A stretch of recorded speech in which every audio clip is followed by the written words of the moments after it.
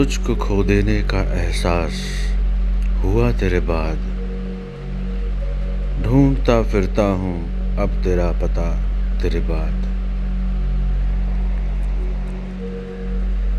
अक्सर शिष्य गुरु के रहते गुरु को देख ही नहीं पाता है। समक्ष होता है, पास होता है, प्रकट होता है,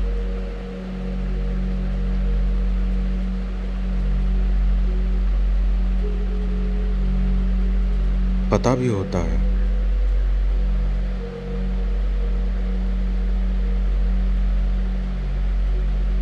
लेकिन नहीं देख पाता है।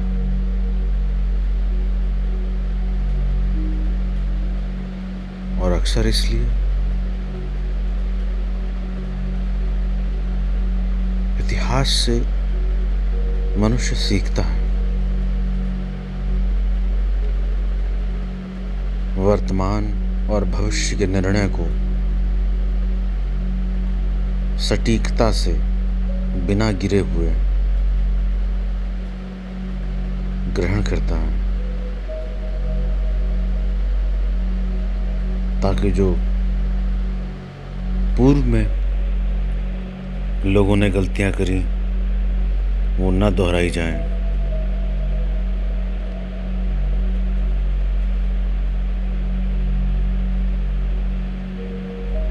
सदैव से इतिहास में यही होता आया है।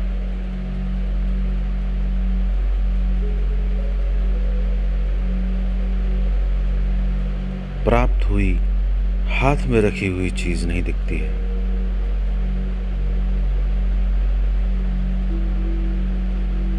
और जब गुरु विलुप्त हो जाता है फिर उसे ढूंढता फिरता है, सर पटकता हुआ दर बदर भागता फिरता,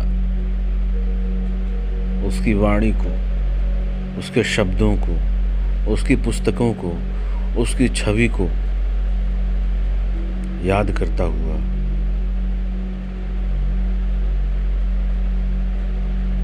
उम्मीद बहुत करी, लेकिन हिम्मत नहीं हुई।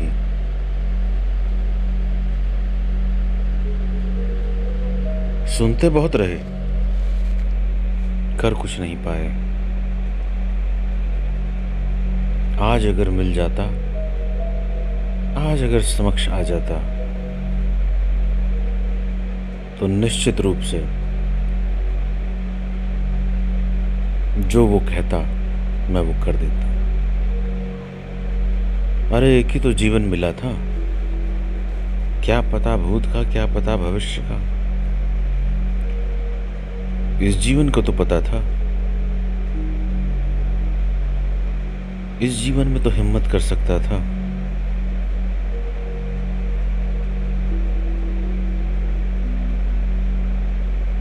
प्रयास ही तो करना था जो कह रहा था, नहीं कर पाया।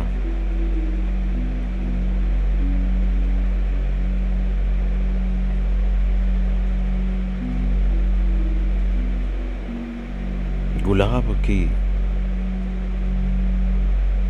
वाटिका में बैठ के सिर्फ कांटों को निहारता रहा।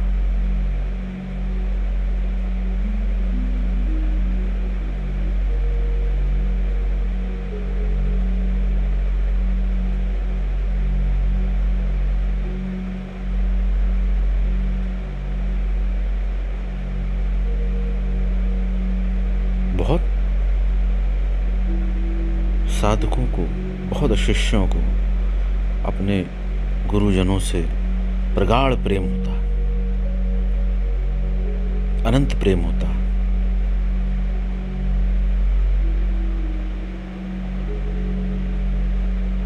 सब समर्पित भी कर चुके होते हैं, फिर भी बचाए होते हैं।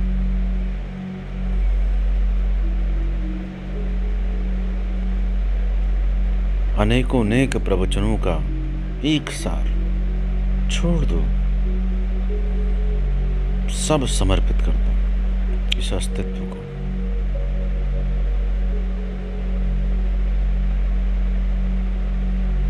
वो वाणी जो गुरु के समक्ष रहते हुए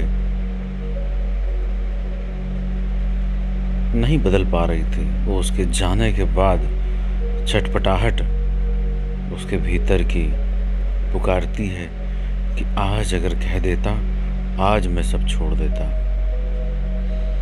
आज जो वो कहता मैं आज वो सब कर देता। लेकिन अब गुरु नहीं है।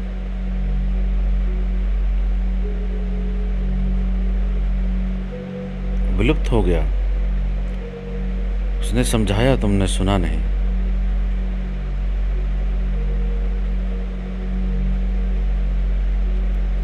वर्तमान में भी कोई ना कोई समझा ही रहा होगा,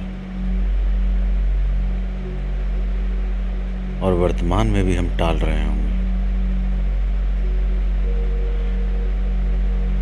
मुझको पता है आपके जीवन में अनेक परेशानियां हैं। माता पिता, भाई बहन, बच्चे, बीबी, आस पड़ोसी, मित्र, सहयोगी, शत्रु, पैसा, गाड़ी, मकान, इज्जत, शोहरत, मान सम्मान, कुर्सी, भविष्य, अहंकार, मैं, जमीन, ये सब आपकी परेशानियां हैं, मैं जानता हूं। और शब्दों ने इसके ऊपर बहुत अच्छा लेपन किया है, जिम्मेदारियां।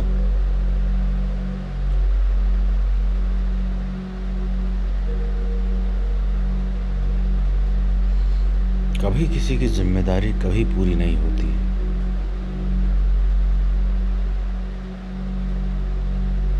एक के बाद एक के बाद एक के बाद एक पंक्तिबद्ध हाथ जोड़े खड़े हैं, और हम उनका स्वागत करने के लिए खड़े हैं। और एक औपचारिकता सी है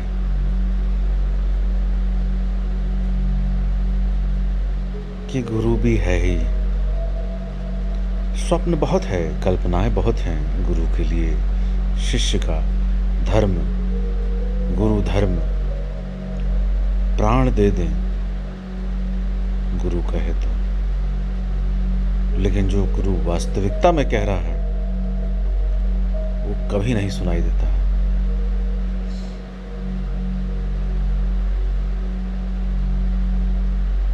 इतनी मजबूत पकड़ है, इतनी मजबूत पकड़ है, चुभ भी रहे हैं कांटे, उतनी मजबूती से पकड़ा भी हुआ है।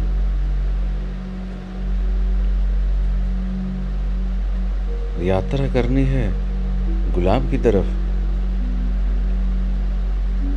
पकड़े हैं कांटों को, चुभ भी रहे हैं, खून भी बह रहा है, मवाद भी बह रहा है, सड़ भी गए हैं।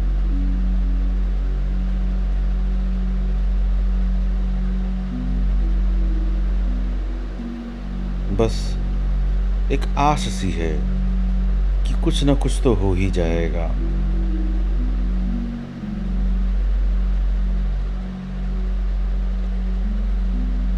अपने मवाद, अपने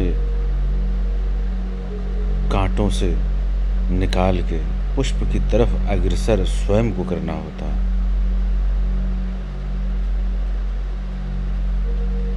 अपने घावों को दरकिनार करते हुए प्यास बुझाने के लिए नदी तालाब तक खुद ही जाना होता है। क्षेत्र की, उस जगह की मिट्टी की नमी, ठंडक, भीनी भीनी सुगंध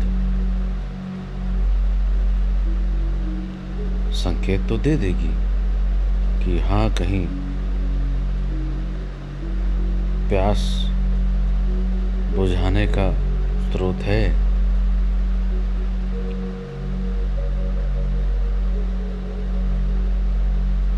और कंठ उछाल मारेगा उस नदी तालाब तक।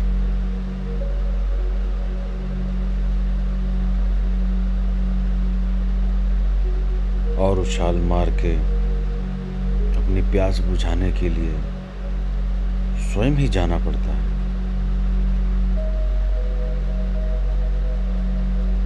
गुरु पानी की कलकल सुना देगा,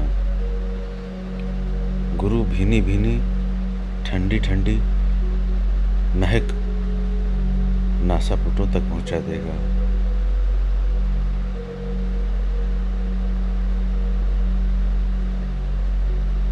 लड़ते पड़ते, गिरते पड़ते, लड़खड़ाते हुए, घसीटते हुए जाना तो स्वयं पड़ेगा।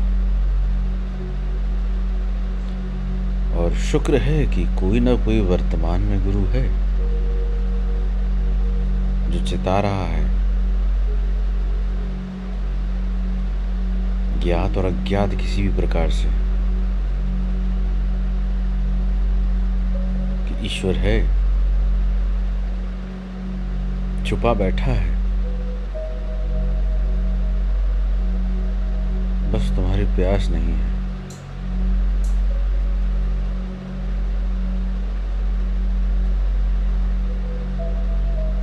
जब गुरु हो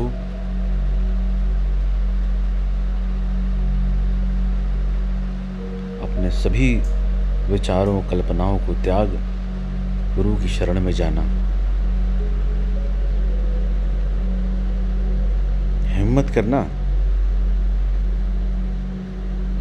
कि चले जाओ, कष्ट बहुत आता है पहुंचने में, मैं ही रोक देता हूं और मैं ही पहुंचा देता हूं।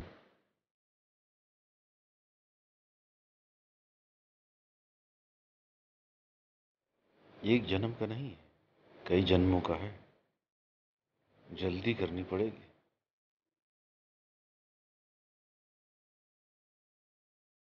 संकेत तो कई बार मिलते हैं,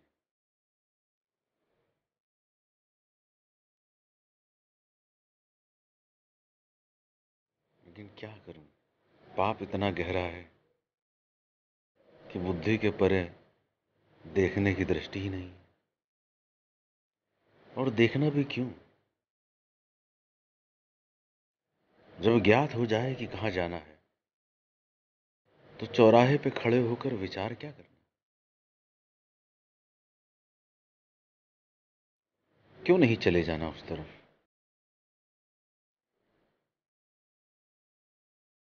हाथ पैर ही तो मारने हैं, हाथ पैर मार के पहुंच जाओ।